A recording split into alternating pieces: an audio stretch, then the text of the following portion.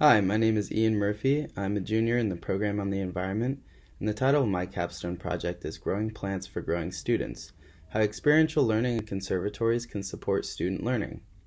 Starting off with the background, with the implementation of new science education standards such as the Next Generation Science Standards, which I'll be calling NGSS for short, it is challenging for schools and teachers to effectively teach in a way that fulfills these new standards. And many schools are struggling to engage students with learning, which is inhibiting their intellectual growth. Studies found that students who were brought to experiential learning centers showed improvements in academic performance, while at the same time, the experience helped fulfill new science education standards. Experiential learning is where people learn through their experience by observing what's around them and doing things such as hands-on activities. So experiential learning centers are places like botanic gardens, zoos, conservatories, which are essentially large greenhouses, and so on, where people can learn through their experience. Experiential learning centers have proved to be valuable educational resources, but many of them are not viewed as being useful for learning. Furthermore, there are many factors that come into play when integrating experiential learning centers into science education, especially in an effective way that improves the quality of learning from such an experience. Which brings me to my research question, which is, what are the key factors that can be addressed to effectively integrate experiential learning centers into science education? So for my internship, it was with the Friends of the Conservatory, the FOC, which is a nonprofit organization that works to support the Volunteer Park Conservatory in Seattle, Washington. Their goal is to advocate and encourage preservation, public participation, and most importantly, education. One of their objectives has been to utilize the Volunteer Park Conservatory as an educational resource for Seattle City schools, which is where I came in. And now I'll be moving to the methods section. As an intern, my responsibilities included developing a curriculum to be used in field trips for 3rd through 5th grade students. The FOC's goal was to have us create a field trip lesson plan that would fulfill education standards like NGSS and be ready to be proposed to Seattle City schools for approval. In order to complete such a task, I researched other plant conservatories to examine what their curriculum and education programs consisted of, gained an in-depth understanding of NGSS and how it can be applied, and understand what content is fitting for the Volunteer Park Conservatory and age appropriate for 3rd through 5th grade students, and developed and sent out a survey to elementary school educators in the Seattle and greater area. In addition to my internship responsibilities, I conducted research to answer my research question.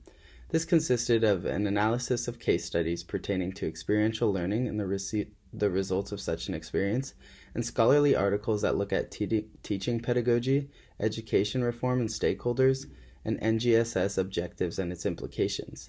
This analysis revealed challenges and barriers that were very important to consider when answering my research question and helped in my ability to create an effective lesson plan for the FOC.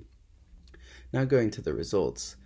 From my research, I was able to form a complete idea of the key factors that impact the effectiveness and integration of experiential learning centers into science education.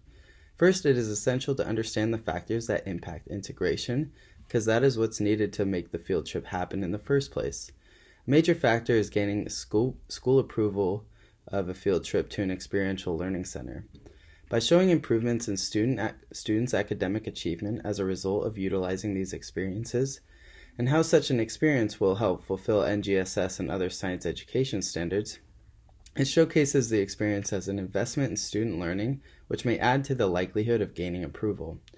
The survey I sent out to teachers in the Seattle and greater area also gave me more insight to the barriers and challenges that teachers in public schools face when planning field trips. Out of the responses I received, the main obstacles were related to COVID-19 and transportation.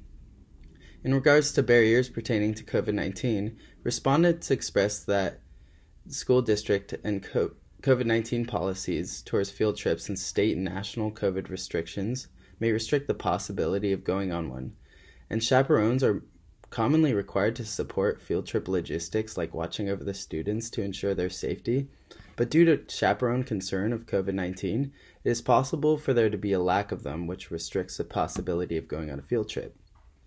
In regards to transportation barriers, the main concern was bus availability, along with the cost of buses to go on these field trips.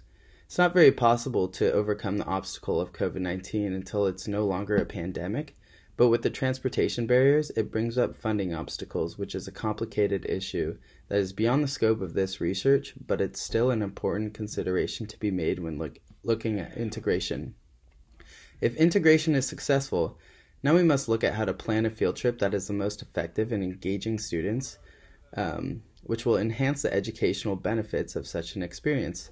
The field trip planning framework as seen in Figure 4 shows the 4 aspects that make up for an effective field trip.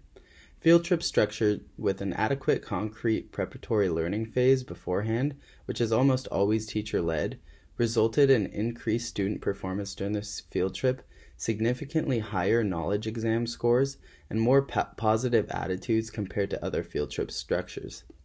Teachers also play a significant role during and after the field trip as they help guide student engagement during the learning activity and cement the core concepts and connections made between the preparatory learning phase and the field trip activity. But in order to do this effectively, especially with the field trip aimed at fulfilling NGSS, teachers must have a solid understanding of the language of these standards to be able to teach it effectively, which is a challenge for some. It is found that teacher workshops can help educators learn the language and how to teach it effectively, which would further enhance the effectiveness of a field trip that connects to these new standards. So moving into the implications, this research has a number of implications surrounding it. A key one is that experiential learning centers like the Volunteer Park Conservatory can help schools that are struggling to engage students with learning and meeting NGSS outcomes. It also shows that we should consider our surroundings as potential resources to learn from and use it to our advantage because there are many easily accessible places for experiential learning that are not being utilized by schools. Furthermore, many of the barriers tied to the lack of funding and support for public schools, which shows how local, state, and federal governments need to step up in supporting and improving education. And lastly, this research can assist experiential learning centers, schools, and any other entity that's working on creating an effective field trip program, especially one that plans to align the experience with NGSS. But further research should be conducted to identify strategies that allow for a more universal approach to effectively integrate experiential learning centers into science education. I would like to thank my faculty advisor / site supervisor, Alexa Schreier, and my fellow interns, Katie and V, for all of their hard work and dedication throughout this project, as well as my friends and fellow POE students for the support I received along the way. Thank you.